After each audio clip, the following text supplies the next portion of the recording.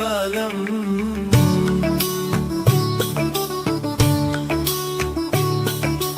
உங்களின் நலம் தேசத்தின் பாலம் உங்களின்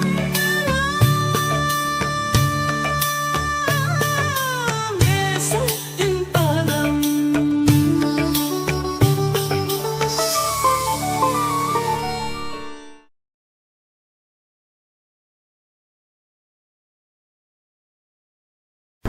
வணக்கம். மட்டக்களப்பு போதனா வைத்தியசாலையின் உங்களின் நலம் தேசத்தின் பலம் நிகழ்ச்சியில் சந்திப்பதில் மகிழ்ச்சி. இன்று எங்களுடன் இணைந்திருக்கின்றார் மட்டக்களப்பு போதனா வைத்தியசாலையின் நீரிழிவு மற்றும் அகஞ்சுரப்பியல் விசேட வைத்திய நிபுணர் டாக்டர் தர்ஷினி கருப்பையா பிள்ளை அவர்கள். வணக்கம். வணக்கம். இன்று உலகளாவிய ரீதியில் காணப்படுகின்ற தொற்றா நோய்களில் அதிகளவாக காணப்படுகின்றது நீரிழிவு நோய் என்பது நாம் அனைவரும் அறிந்தது. இந்த நீரிழிவு நோய் எதனால் ஏற்படுகின்றது? இதனை ஏற்படுவதிலிருந்து நாம் எவ்வாறு நம்மை பாதுகாத்துக் கொள்ள முடியும்? நீரிழிவு நோய் ஏற்பட்ட பின் நாம் பின்பற்ற வேண்டிய நடவடிமுறைகள் என்ன என்பது பற்றி எங்களுக்கு விளக்க முடியும்? நீரிழிவு நோய் என்பது மிக பரவலாக காணப்படுகின்ற தொற்றா நோயின்னு நாங்கள் எடுத்துக்கொள்ளலாம். நான் கம்யூனிகபிள் டிசீஸ் அல்லது தொற்றா நோய்களில் நம்ம இறப்பு வீதத்தை கவனிச்சிங்கன்னு சொன்னால் மாரடைப்பு அதான் மிக கூடுதலாக காணப்படுது. ஆனால் மாரடைப்பு ஏற்படும் நோயாளிகளுக்கு அதற்குரிய காரணங்களில் ஒன்றாக பார்த்தா நீரிழிவு நோய் மிகப்பெரிய ஒரு நோய். அடுத்து சிறுநீரக நோய். அப்போ மாரடைப்பு சிறுநீரக நோய் எல்லாத்துக்கும் ஒரு பொதுவான நோயாக இந்த நீரிழிவு நோய் காணப்படுது. நீரிழிவு நோய் நாங்கள் எடுத்தால் 2 வகையாக பிரிக்கலாம். முதலாம் வகை, 2ஆம் வகை. முதலாம் வகை என்பது வளமையாக குழந்தைகளை பாதிக்கிறது. இதை நாங்கள் பெரிதளவாக இப்போதைக்கு இருக்கிற சிகிச்சை முறைகளோ இல்லாட்டி நாங்கள் தடுப்பு முறைகளிலோ தடுக்க முடியாது. அதனால் நாங்கள் அதை பற்றி பெருசாக நாங்கள் அறிவுரை சொல்லும் போது நோயாளிகளுக்கு டைப் 1 டயபெட்டிஸ் இல்லாட்டி முதலாம் வகை நீரிழிவு நோயை பற்றி எங்களால் உண்மைக்கும் இந்த காலகட்டத்தில், எதிர்காலம் எப்படி இருக்கும்னு தெரியல, இந்த காலகட்டத்தில் அதற்கு தடுக்கிறதுக்கு பெரிதாக ஒன்றும் செய்ய இயலாது. ஆனால் 2ஆம் வகை நோயை பார்த்தீங்கன்னா டைப் 2 டயபெட்டிஸ்ன்னு நாங்கள் சொல்கிற பரவலாக காணப்படுகின்ற இந்த நீரிழிவு நோய் தடுக்கக்கூடிய நீரிழிவு நோய். இதுக்கு நீங்கள் காரணங்கள்னு பார்த்தோம்னு சொன்னால் நிறைய காரணங்கள் இருக்குது. முதலாவது ஜெனட்டிக் இல்லாட்டி பரம்பரையில், அதாவது ஒரு குடும்ப உறுப்பினர், தாய் தந்தையரோ சகோதரர்களோ அந்த நீரிழிவு நோய்க்கு ஆளாகி இருந்தால் அந்த எதிர்கால சந்ததியினருக்கு பாதிக்கிற விதம் நிறைய காணப்படுது. உதாரணமாக எடுத்தால் தாய்க்கோ தந்தைக்கோ நீரிழிவு நோய் காணப்படுமா இருந்தால் 50% குழந்தைகள் நீரிழிவு நோயால் எதிர்காலத்தில் பாதிக்கலாம். ஆனால் 2 பேருக்குமே பாதிப்பு இருந்தால் 75, சில நேரம் அநேகமாக எல்லா குழந்தைகளுமே பாதிக்கடைகிறதுக்கு வாய்ப்புகள் காணப்படுது. ஆக பரம்பரைன்னு பார்த்தீங்கன்னா 2ஆம் வகை நோய் மிகப்பெரிய செல்வாக்கு செலுத்துது. ஆனால் அதில் வெளிப்படுத்துகிற காரணின்னு பார்த்தீங்கன்னா என்வாயரமெண்டல் இல்லாட்டி நம்மளோட சுற்றுச்சூழல் காரணி. சுற்றுச்சூழல் காரணியில் பொதுவாக காணப்படுறது நாம் எடுக்கும் உணவு பழக்க வழக்கங்கள். அடுத்து நாம் விரயமாக்கும் கலோரி, எடுக்கும் உணவுக்கு மேலதிகமாக கலோரி விரயமாக்குவீங்களா இருந்தால் பெரிய அளவில் இது நீரிழிவு நோயோ இல்லாட்டி ஏனைய நான் கம்யூனிகபிள் டிசீஸ் வார அளவு குறைய. ஆனால் நாம் எடுக்கும் கலோரி கூடுதல், விரயமாக்கும் கலோரி குறைவாக இருக்கும் போது இந்த தொற்றா நோய்களுக்குரிய எல்லா தொற்றா நோயும், நீரிழிவு நோய் மட்டுமல்ல, இதய நோய், கேன்சர் கூட, புற்றுநோய் கூட வாரதுக்குரிய வாய்ப்புகள் இருக்குது. இது நாங்கள் எப்படி விரயமாக்குவோம்னு பார்த்தா ஃபிசிக்கல் ஆக்டிவிட்டி இல்லாட்டி நாம் உடற்பயிற்சி. ஒன்று நாம் வளமையாக செய்கிற உடற்பயிற்சியாக இருக்கலாம், அதை உடற்பயிற்சின்னு நினைத்து நாங்கள் செய்கிறது, அல்லது நம்ம தொழில் சார்ந்த உடற்பயிற்சியாக இருக்கலாம். தொழில் சார்ந்த உடற்பயிற்சி நாங்கள் சொல்லுவோம் ஒரு 30-40 வருடங்களுக்கு முன்பும் இப்பையும் நாங்கள் ஒப்பிட்டு பார்த்தால் தொழில் சார்ந்த உடற்பயிற்சி மிக மிக குறைவாக காணப்படுது. விவசாயம் குறைந்துட்டு வீட்டில் பெண்கள் செய்கிற வேலை வீதம் குறைஞ்சிருக்கு, இயந்திரமயமாக்கல் கூடி இருக்குது. ஆகவே தொழில் சார்ந்த உடற்பயிற்சிங்கிறது இப்போ இல்லைன்னு தான் நாங்கள் சொல்லலாம். அநேகமான தொழில் ஒரு இடத்துல இருந்து பெரியதளவில் நம்ம கலோரி விரயமாக்காத தொழிலாக தான் காணப்படுது. அதே போல் உடற்பயிற்சிக்குரிய நேரம், அதாவது நடக்கிறதுக்குரிய நேரம் மிக மிக குறைவாக காணப்படுது.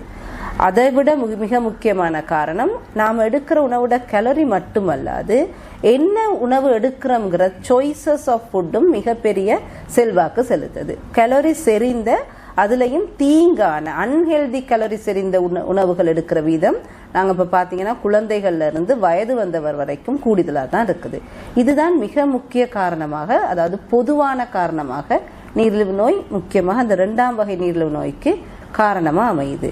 அரிதான காரணங்கள்னு பார்த்தீங்கன்னு சொன்னால் சில மருந்துகள், சில நோய்களுக்கு எடுக்கிற மருந்துகள், அதாவது மூட்டுவாதத்துக்கு, சில நேரம் நாங்கள் சொல்லுவோம் HIV மாதிரி அரிதான நோய்களுக்கு எடுக்கிற குளிசைகளாலையும் இது வரலாம். ஆனால் அது மிக சிறித அளவுன்னு தான் நான் சொல்ல வேண்டி வரும்.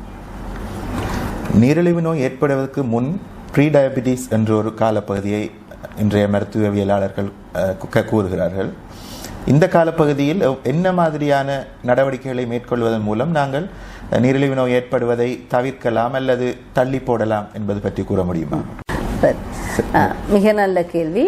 ப்ரீ டயபெட்டிஸ் என்ற ஒரு காரணி நாங்கள் பார்த்தீங்கன்னு சொன்னால், ஒரு டயபெட்டிஸ் இல்லாட்டி நீரிழிவு நோயை நாங்கள் எப்படி கண்டுபிடிக்கலாம்னு பார்த்தா, நாங்கள் வளமையாக குருதி இல்லாட்டி இரத்த பரிசோதனை மூலம். இந்த பரிசோதனை செய்கிற நேரம் நாங்கள் சொல்லுவோம் ஃபாஸ்டிங் பிளட் சுகர். எல்லாருக்கும் தெரியும், நம்ம உணவு உட்கொள்ளாமல் 8 மணித்தியாலம் கலோரி எதுவும் எடுக்காமல் எடுக்கிற அந்த பரிசோதனையோட பேர் ஃபாஸ்டிங் பிளட் சுகர். அப்படி இல்லாமல் எங்களுக்கு HbA1c சராசரி சீனியின் அளவு பார்க்குற ஒரு புதிய பரிசோதனை காணப்படுது. இது 2 மூலமாக இல்லாட்டி குளுக்கோஸு குடித்து 2 மணித்தியாலங்களுக்கு பிறகு பார்க்கும் சீனியின் மூலமாக தான் நாங்கள் நீரிழிவு நோய் இருக்கிறது என்று கண்டுபிடித்து கொள்கிறோம். இது உண்மைக்கும் நீங்கள் பார்த்தீங்கன்னா அந்த சீனியின் அளவு நீரிழிவு நோய்னு சொல்றதுக்கும் சாதாரண மட்டத்தில் இருக்கிறதுங்கிறது ஒரு ஸ்பெக்ட்ரம் இல்லாட்டி ஒரு அளவுகோலாக தான் இருக்குது. இதில் நாங்கள் ஃபாஸ்டிங் பிளட் சுகர் 126க்கு மேலதிகமாக இருந்தா, அல்லாவிடல் அந்த நாங்கள் HbA1c செய்கிற அந்த சராசரி சீனியின் அளவு 6.5க்கு மேலே இருந்தால் நாங்கள் ஒரு நோயாளியை நீரிழிவு நோயாளி அப்படின்னு நாங்கள் குறிப்பிடலாம், இல்லாட்டி லேபிள் பண்ணலாம். நார்மல் அல்லது சாதாரண மட்டம்னு சொல்றது ஃபாஸ்டிங் பிளட் சுகர் 100 விட குறைய, அதே போல் அந்த சராசரி சீனியின் மட்டம் 5.6 வீதத்தை விட குறைவாக இருக்கிற நேரம். அதுக்கு இடைப்பட்ட அந்த காலப்பகுதியை தான் நாங்கள் சொல்கிறோம் ப்ரீ டயபெட்டிஸ். அதை ஏன் நாங்கள் குறிப்பிடுறோம்னா, அந்த ப்ரீ டயபெட்டிஸ்ங்கிற காலப்பகுதியில் நாங்கள் மருந்துகள் எடுக்காமல் நான் இந்த குறிப்பிட்ட அந்த வாழ்க்கை முறையில் மாற்றங்கள் ஏற்படுத்தும் போது நாங்கள் திருப்பி நார்மலான ஒரு அல்லது சாதாரண நீரிழிவு இல்லாத ஒரு நோய், ஒரு பொது மக்களோட அளவுக்கு போயிடலாம். அதே போல் எந்தவித ஒரு அடிப்படையான ஒரு வாழ்க்கை முறை மாற்றங்களையும் எதுவுமே செய்யாவிடில் நாங்கள் டயபெட்டிஸ் இல்லாட்டி நீரிழிவு நோய்ங்கிற கட்டத்தை தாண்டலாம். அது உண்மைக்கும் நீரிழிவு நோயின் வாசல்ல நிற்கிற மாதிரி உண்டு. நீங்கள் உள்ள வரலாம், இல்லை வெளியே போகலாம். அது இந்த வாழ்க்கை நடைமுறையில தான் இருக்குது.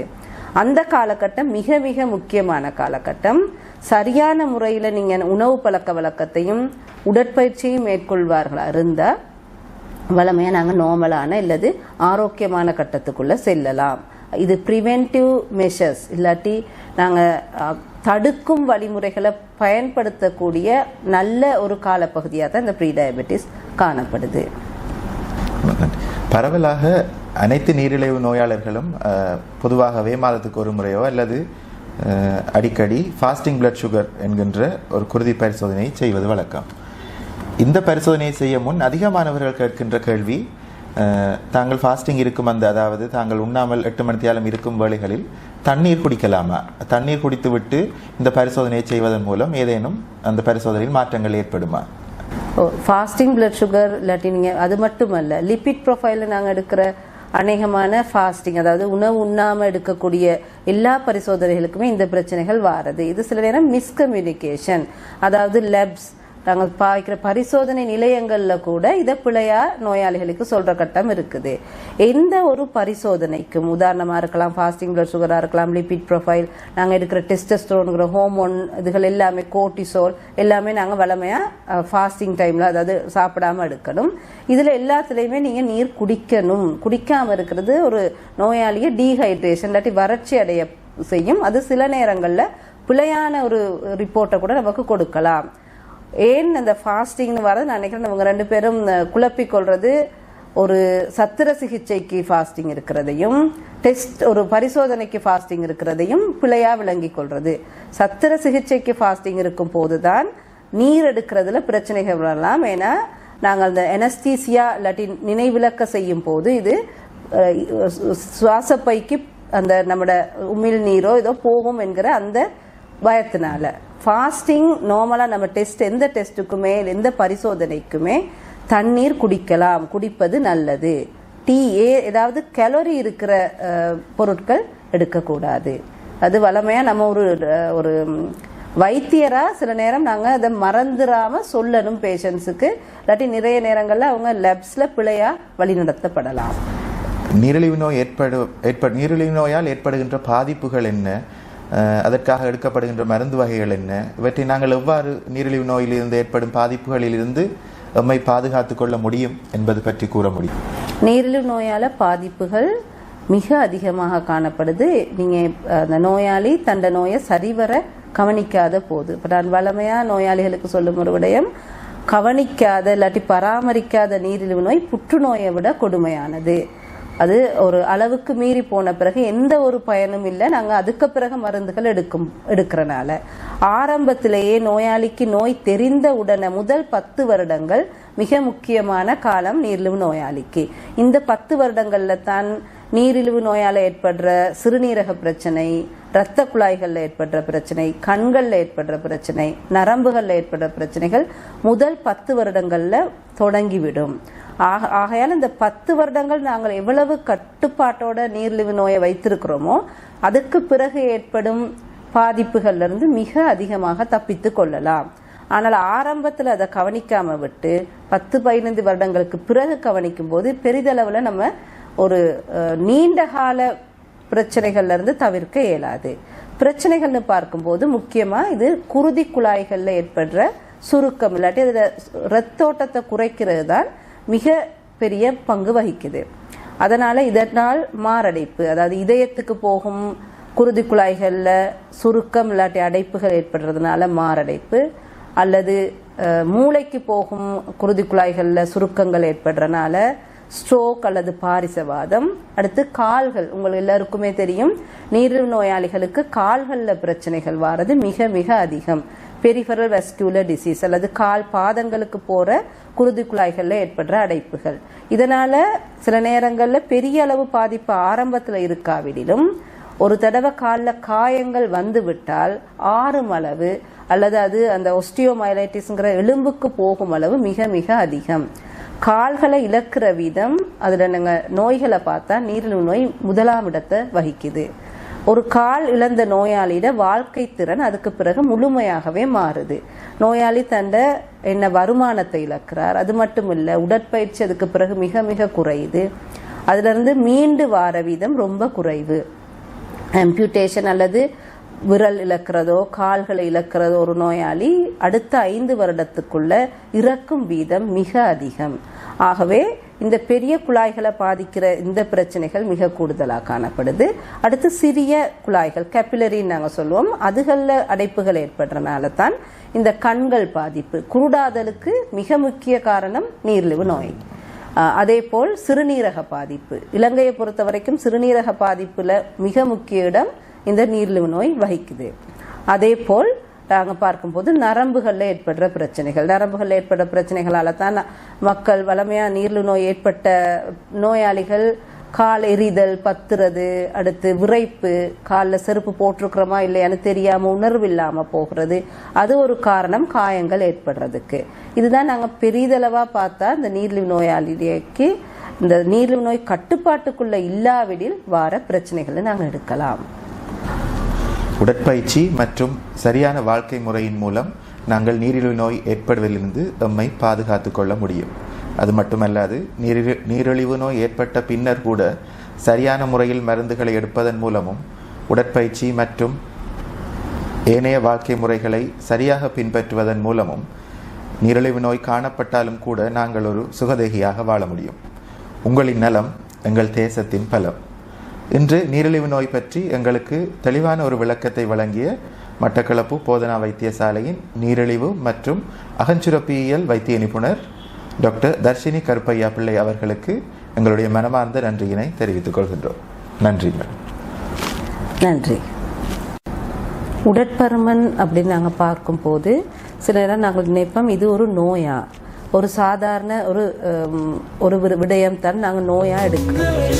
ஆனால் நாங்கள் இப்போது நாங்கள் பார்க்கும்போது ரிசர்ச் இல்லாட்டி நமக்கு கிடைத்திருக்கும் இந்த பெரிய தகவல்கள் படி உடற்பருமன் மிக அளவில் பாதிச்சு. அதே போல் உடற்பருமன் நீங்கள் கூறியது போல ஏனைய தொற்றா நோய்களுக்கு ஒரு அடிப்படையான காரணமாகவும் அமைகிறது.